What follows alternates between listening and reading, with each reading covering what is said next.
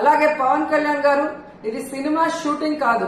రోజుకొక వేషాన్ని వేసుకొని రోజుకొక మాట మాట్లాడుతూ ఈరోజు అందరి మనోభావాల్ని దెబ్బతీయడానికి మీకు అధికారం లేదని కూడా ఈ సందర్భంగా తెలియజేసుకుంటున్నా. ఈ రోజు ఏదైతే మీరు చేశారో ప్రాయశ్చిత్త దీక్ష, అది మీరు చేసిన తప్పులకి భగవంతుడు మీ చేత చేయించిన ప్రాయశ్చిత్త దీక్ష తప్ప మరొకటి కాదు.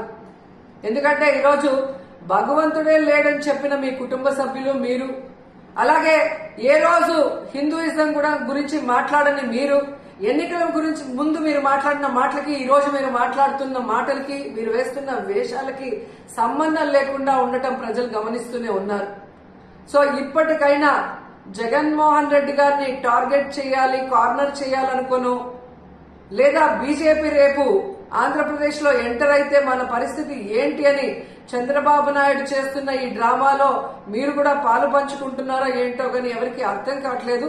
కానీ పవిత్రమైన శ్రీవారి లడ్డూని ఈ విధంగా అపవిత్రం చేసే విధంగా మీరు మాట్లాడటాన్ని మేము ఖండిస్తున్నాం. వెంటనే దీని మీద సుప్రీంకోర్టు మరి విచారణ జరిపించి సిబిఐ ద్వారా మరి దోషుల్ని బయటకు తీసి వాళ్ళని శిక్షించాలని కూడా కోరుకుంటున్నాం. అలాగే ఇందులో మరొక విషయం ఉంది. ఏదైతే టీటీడీ ఈవోకి ఈ టీటీడీలో జరిగే ప్రతిదానికి సంబంధం ఉంటుంది. ఆయన ఈవో అయిన తర్వాత వచ్చిన ట్యాంకర్లలో మరి బాగున్న ట్యాంకర్ని లోపలికి పంపించి అన్లోడ్ చేశాం.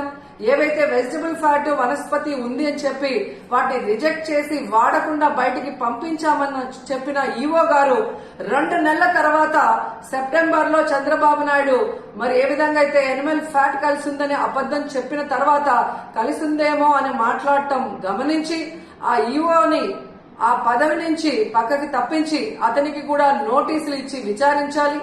అలాగే ఎవరైతే పర్చేసింగ్ కమిటీలో ఉన్నారో మరి ఇవన్నీ చూసుకోవాల్సిన బాధ్యత వాళ్ళకుంది. ఆ కమిటీలో ఉన్న వాళ్ళందరికీ కూడా నోటీసులు ఇచ్చి విచారించాల్సిన అవసరం ఉంది. అలాగే విజిలెన్స్ లో మరి తప్పు జరుగుతూ ఉంటే ఏం చేశారు ఆ అఫీషియల్ కూడా నోటీస్ ఇచ్చి అన్ని కూడా విచారించాల్సిన బాధ్యత మీ మీద ఉంది.